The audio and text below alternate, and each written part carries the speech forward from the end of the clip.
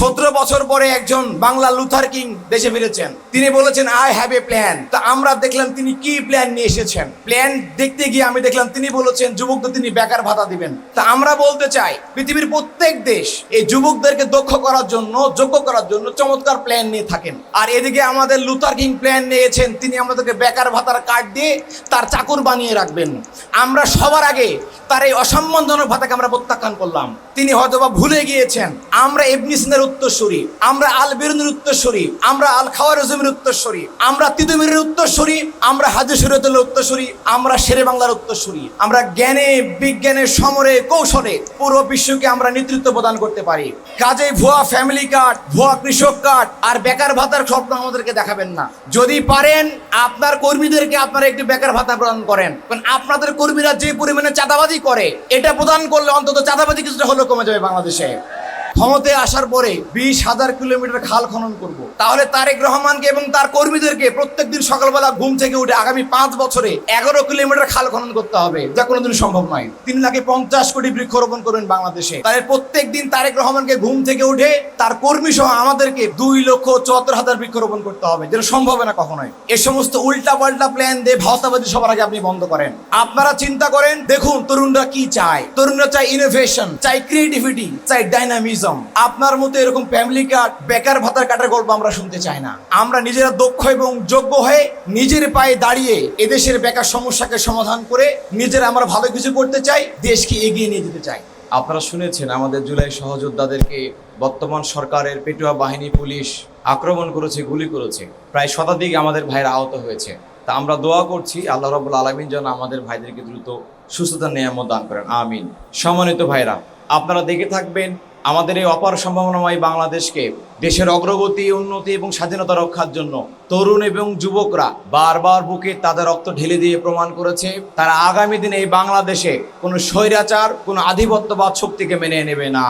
আপনারা দেখে থাকবেন 52 ভাষা আন্দোলন থেকে শুরু করে 62 শিক্ষা আন্দোলন, 69 গণ অভ্যুত্থান, 71 মুক্তিযুদ্ধ এবং 90 স্বৈরাচার বিরোধী আন্দোলনের পরে 24 জুলাই অভ্যুত্থান, প্রত্যেকটি আন্দোলনে আমাদের তরুণ ছাত্র সমাজ বুকে তাজা রক্ত ঢেলে দিয়েছে।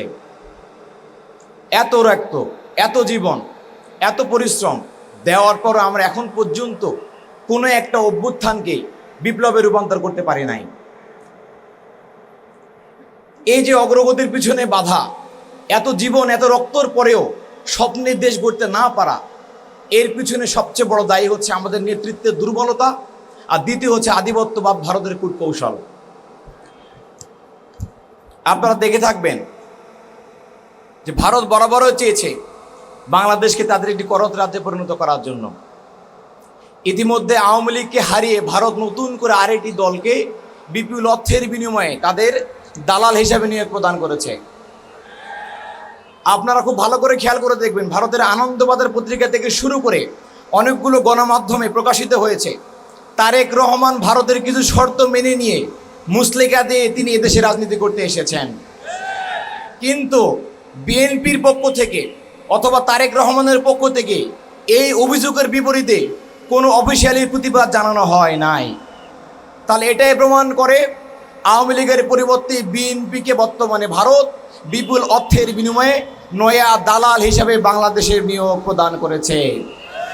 সম্মানিত ভাইরা, আমরা বলতে চাই যে ভারত ইসলামী ছাত্র শিবিরের প্রথম কেন্দ্রীয় সভাপতি মীর কাসেম আলীকে ফাঁসি দিয়েছে, যে ভারত ইসলামী ছাত্র শিবিরের দ্বিতীয় কেন্দ্রীয় সভাপতি কামরুজ্জামানকে ফাঁসি দিয়েছে, যে ভারত বাংলাদেশকে হায়দ্রাবাদ এবং সিকিমের মতো করে দখল করতে চায়, যে ভারত আমাদের 57 জন সেনাপতিকে পরিকল্পিতভাবে পিলখানায় হত্যা করে, যে ভারত খুনি হাসিনাকে আশ্রয় দেয়, যে ভারত নবীদের উত্তরসূরি আলেমদেরকে ফাঁসিতে ঝুলিয়ে মারে, যে ভারত পানি আটকে আমাদের উত্তরবঙ্গকে শুকিয়ে মারে, পানি ছেড়ে দিয়ে আমাদেরকে ডুবিয়ে মারে, যে ভারত সীমান্তে আমাদেরকে পাখির মতো গুলি করে মেরে আমাদের লাশকে তার কাটায় ঝুলিয়ে রাখে, যে ভারত বিগত 15 বছরে আমাদের ভোটাধিকার হরণ করে হাসিনার ফ্যাসিবাদ কায়েমেও সহযোগিতা করে, সে ভারত কখন আমাদের বন্ধু হতে পারে না। আর সেই ভারতের সাথে যারা চুক্তি করে, গোপন চুক্তি করে, বন্ধুত্ব করে, লিয়াজু করে, দালালি করে, সেই দলকে আমরা তরুণরা সিদ্ধান্ত নিয়েছি জুলাই সৈন্যরা আমরা সিদ্ধান্ত নিয়েছি তাদেরকে 12 তারিখ নির্বাচনে আমরা লাল কার্ড দেখে বিদায় করে দেব। সম্মানিত ভাইরা, আমরা বলেছি আমরা জীবন দিব, রক্ত দিব, মীর কাসেম আলী ভাইয়ের মতো করে ফাঁসির দড়ি গলায় নিব। তবুও দেশের বিষয়ে, সত্যের বিষয়ে আধিপত্যবাদ ভারতের সাথে আমরা চুল পরিমাণ আপোষ করতে পারবো না। আমরা আমাদের শহীদের রক্তের সাথে বেইমানি করতে পারবো না। সম্মানিত ভাইরা, দেখবেন 17 বছর পরে একজন বাংলা লুথার কিং দেশে ফিরেছেন। তিনি বলেছেন আই হ্যাভ এ প্ল্যান। তা আমরা দেখলাম তিনি কি প্ল্যান নিয়ে এসেছেন। প্ল্যান দেখতে গিয়ে আমি দেখলাম তিনি বলেছেন যুবকদের তিনি বেকার ভাতা দিবেন। তা আমরা বলতে চাই পৃথিবীর প্রত্যেক দেশ এই যুবকদেরকে দক্ষ করার জন্য, যোগ্য করার জন্য চমৎকার প্ল্যান নিয়ে থাকেন। আর এদিকে আমাদের লুথার কিং প্ল্যান নিয়েছেন, তিনি আমাদেরকে বেকার ভাতার কার্ড দিয়ে তার চাকর বানিয়ে রাখবেন। আমরা সবার আগে তার এই অসম্মানজনক ভাতাকে আমরা প্রত্যাখ্যান করলাম। সম্মানিত ভাইরা, তিনি হয়তোবা ভুলে গিয়েছেন আমরা ইবনে সিনার উত্তরসূরি, আমরা আল বিরুনির উত্তরসূরি, আমরা আল খাওয়ারিজমের উত্তরসূরি, আমরা তিতুমিরের উত্তরসূরি, আমরা হাজি শরীয়তুল্লাহর উত্তরসূরি, আমরা শেরে বাংলার উত্তরসূরি। আমরা জ্ঞানে, বিজ্ঞানে, সমরে, কৌশলে পুরো বিশ্বকে আমরা নেতৃত্ব প্রদান করতে পারি।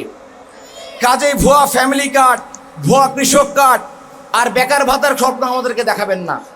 যদি পারেন আপনার কর্মীদেরকে আপনারা একটি বেকার ভাতা প্রদান করেন, কারণ আপনাদের কর্মীরা যে পরিমাণে চাঁদাবাজি করে, এটা প্রদান করলে অন্তত চাঁদাবাজি কিছুটা হলেও কমে যাবে বাংলাদেশে। সম্মানিত ভাইরা, আমরা বলতে চাই, দেখবেন তিনি আরও একটা প্ল্যান নিয়ে এসেছেন চমৎকার করে।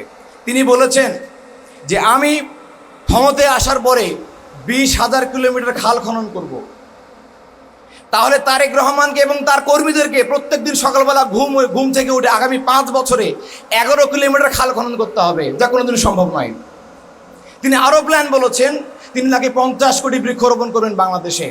তাহলে প্রত্যেক দিন তারেক রহমানকে ঘুম থেকে উঠে তার কর্মী সহ আমাদেরকে প্রত্যেক দিন 2,74,000 বৃক্ষরোপণ করতে হবে, যেটা সম্ভব না কখনোই। কাজেই বলি, এ সমস্ত উল্টাপাল্টা প্ল্যান দিয়ে ভাওতাবাজি সবার আগে আপনি বন্ধ করেন।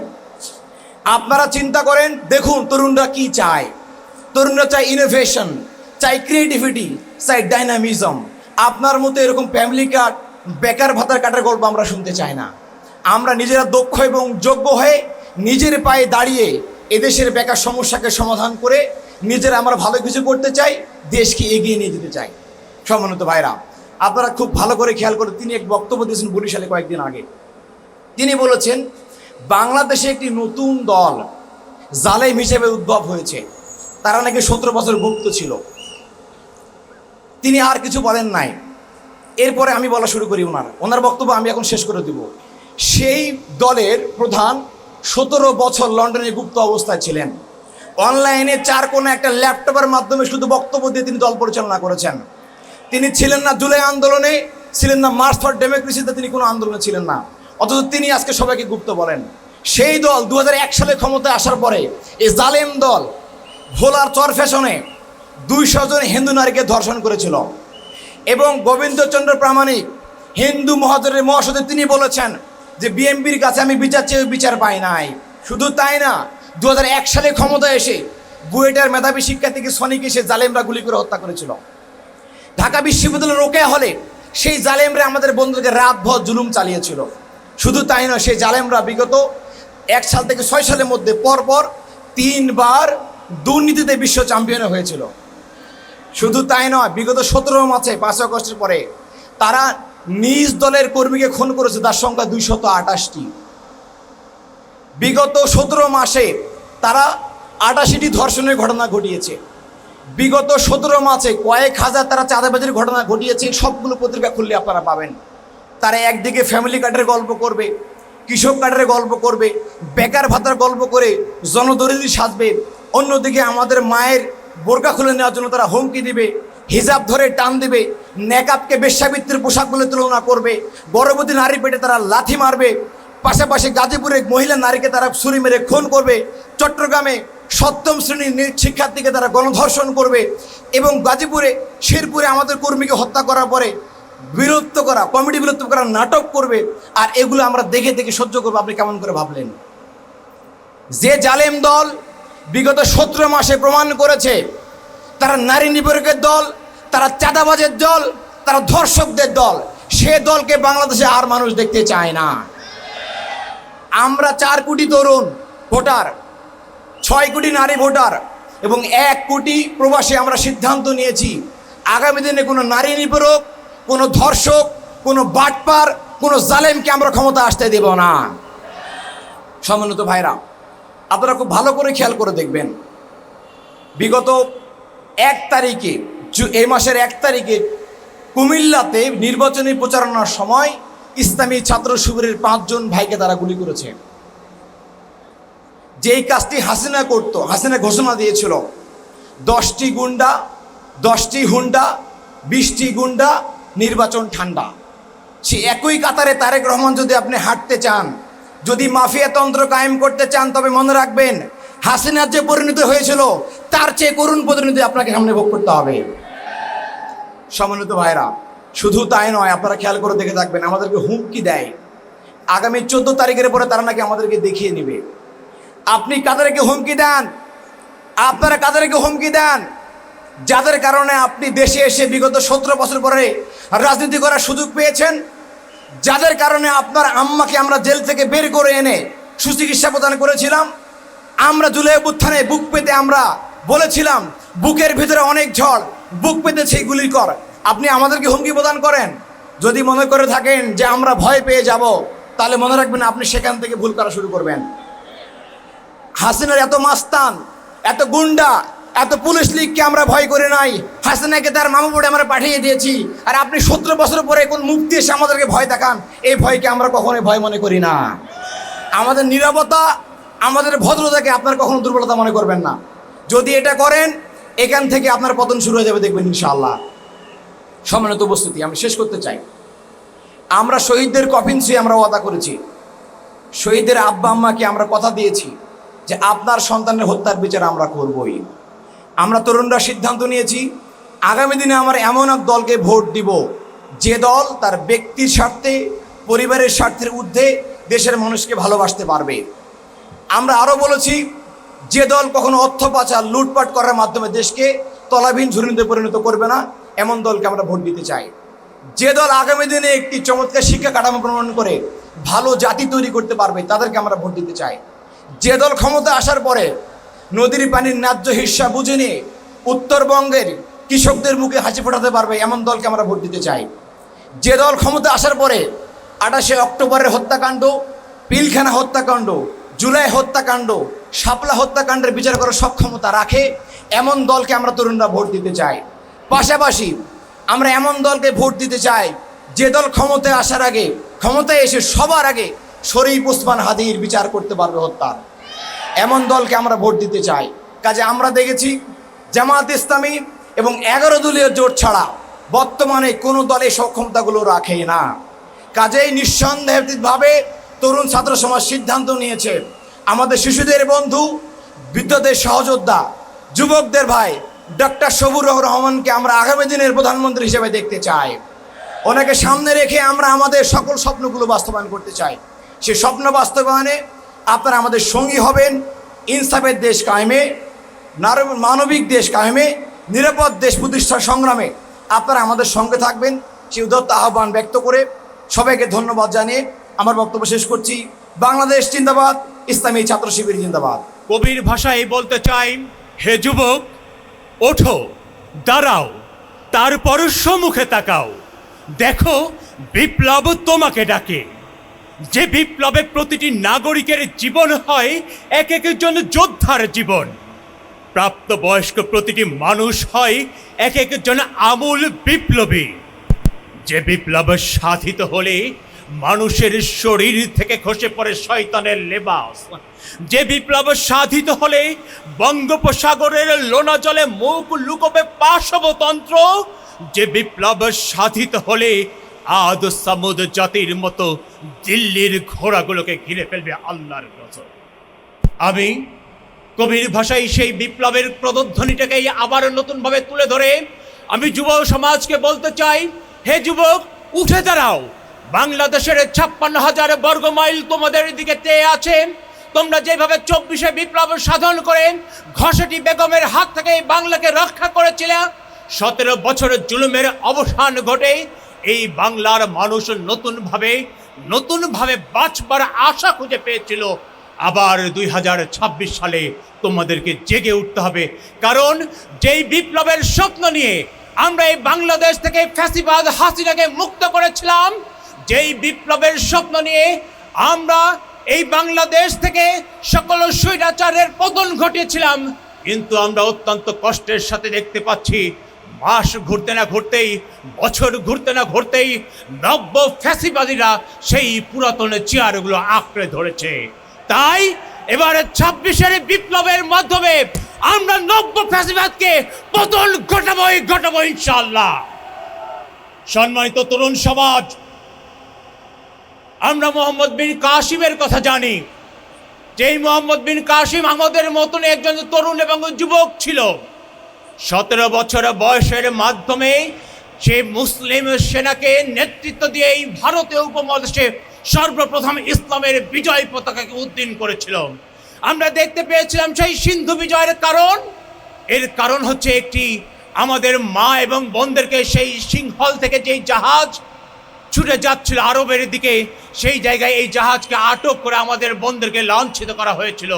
আমরা আজও দেখতে পাচ্ছি এই 56,000 বর্গ মাইলে নব্য ফ্যাসিবাদীরা আমাদের মাকে, আমাদের বোনকে লাঞ্ছিত করছে, তাদের ইজ্জত আবরুকে ধরে হাত টান দিয়ে ফেলছে, তাদের পোশাককে খুলে ফেলে দেওয়ার হুমকি দিচ্ছে।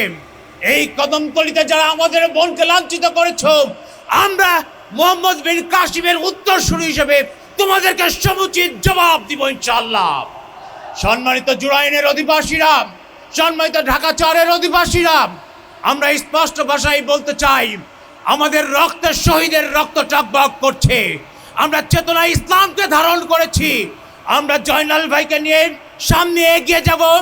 আমরা ঢাকা 4-এ কোনো সন্ত্রাসের অভয়ারণ্য হতে দিব না ইনশাআল্লাহ। আগামী 12 তারিখ ইসলামের বাংলাদেশ গড়বার জন্য আমরা প্রচেষ্টাবদ্ধ হয়েছি। আগামীর 12 তারিখ ইনসাফের বাংলাদেশ গড়ার জন্য আমরা ঐক্যবদ্ধ হয়েছি।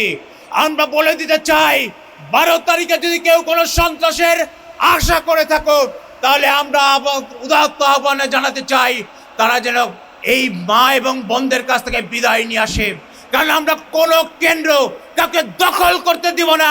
এদেশের মাটি এবং মানুষের অধিকারকে রক্ষা করব ইনশাআল্লাহ। তাই আমরা 12 তারিখে দাঁড়িপাল্লাকে জয়যুক্ত করে শুধু ঢাকা 4 নয়, পুরো বাংলাদেশকে ইসলামের বাংলাদেশে পরিণত করব ইনশাআল্লাহ। সবাইকে উদাত্ত আহ্বান জানিয়ে 12 তারিখ অতন্ত্র প্রহরীর ভূমিকা পালনের উদাত্ত আহ্বান জানিয়ে আমি আমার কথা শেষ করছি। বাংলাদেশ জিন্দাবাদ, দাঁড়িপাল্লা এবং বাংলাদেশ জামাত ইসলামী জিন্দাবাদ।